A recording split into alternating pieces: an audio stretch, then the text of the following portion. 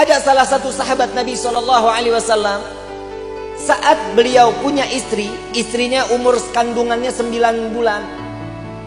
Saat ini anak lahir, ini sahabat Nabi lagi nunggu Nabi SAW dalam keadaan sakratul maut, dalam keadaan naza. Sampai Nabi meninggal, ada pembantunya datang, "Wahai sahabatku, istrimu telah melahirkan." Setelah pemakaman Nabi, ini sahabat pulang. Begitu pulang ngelihat, "Aku, istriku sudah melahirkan, sudah. Apa anaknya laki-laki? Beri nama dia Muhammad," katanya. Dikasih nama Muhammad.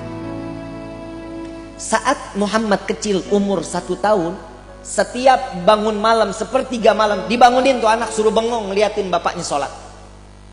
Setiap malam dibangunin. Kita tega gak ngeliat umur anak setahun, kita bangunin suruh ngeliatin kita lagi sholat? Gak bakal tega. Begitu 2 tahun, begitu juga. Dibangunin setiap sepertiga malam, setiap lagi sholat, gak boleh dalam keadaan tidur, liatin bapaknya lagi sholat.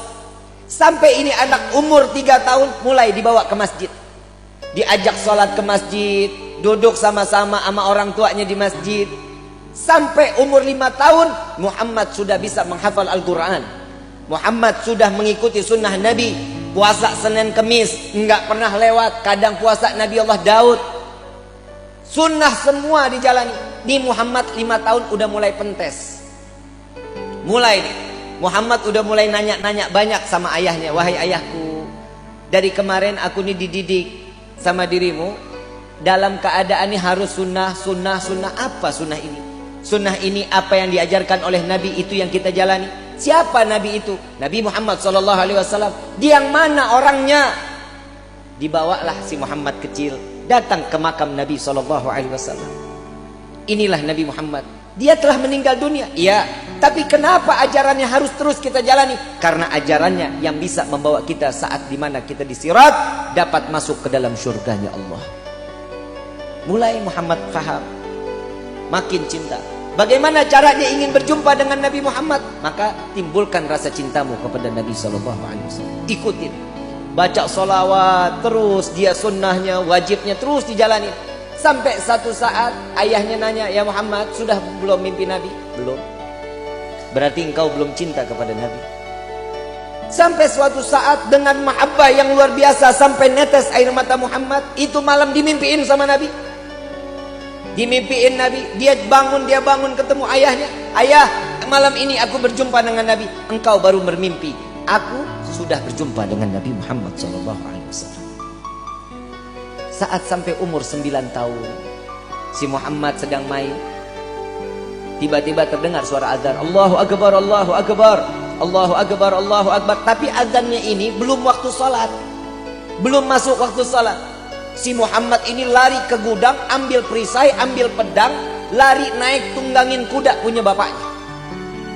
Ada di barisan yang paling depan si Muhammad. Sayyidina Abdurrahman bin Auf saat itu pemimpin peperangan, bertanya, "Ini anak siapa?" "Oh, itu anakku, itu Muhammad anakku," kata sahabat. "Bawa pulang, ini anak masih 9 tahun, belum boleh ikut perang." Karena di saat zaman dahulu 12 tahun baru boleh ikut perang, tapi 9 tahun belum boleh. Begitu digendong si Muhammad kecil, ditanya, ayahnya ditanya, "Ya wahai ayah, bukankah engkau selalu mengajariku untuk menjalankan sunnah Nabi SAW?" "Iya." "Lalu bagaimana dengan peperangan? Bukankah peperangan ini adalah salah satu sunnah Nabi SAW?" Gak bisa ngomong bapaknya. Dilepas. "Baik, bagaimana? Aku ingin berperang wahai ayah." Jalan.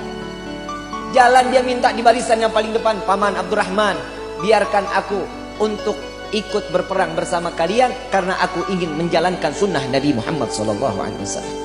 Dengan niat menjalankan sunnah Nabi SAW. Di dalam riwayat, berkecamuklah peperangan tersebut. Muhammad dapat menebas kepala orang-orang musyrik saat itu 70 orang. Mati di tangan Muhammad. Ditebas lehernya.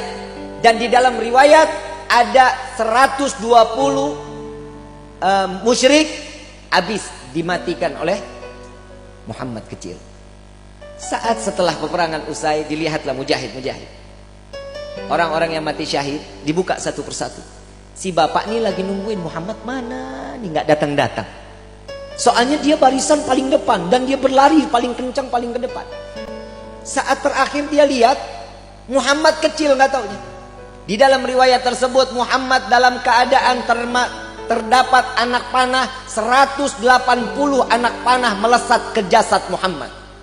Kepala sudah tinggal dengan kulitnya, kuping sudah nggak ada, tangan sudah nggak ada, habis Muhammad mati dalam keadaan yang cukup parah saat itu. Namun ayah dari Muhammad kecil tertawa melihat Muhammad. Sahabat bertanya, wahai sahabatku, apakah kau gila? Kau melihat sahabat engkau menangis, engkau melihat anakmu tertawa.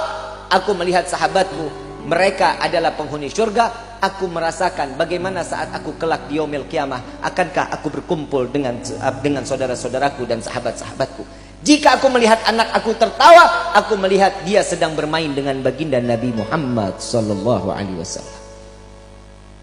Ingat Bu, Pak, anak itu fitnah. Anak fitnah dunia, anak itu fitnah akhirat. Bagaimana sepak terjang seorang anak tergantung bagaimana orang tuanya. Jika orang tuanya baik beribadah kepada Allah, ini anak spontan pasti bakal ibadah kepada Allah. Jika orang tua jauh daripada Allah, siap-siap anaknya pun akan jauh dari Allah. Kalau kata pepatah bahasa, buah nggak jauh jatuhnya dari pohonnya. Betul? Betul? Kalau jauh berarti dia kebawa sama aliran sungai. Betul? Nah sekarang bagaimana sikap kita untuk nasehatin anak?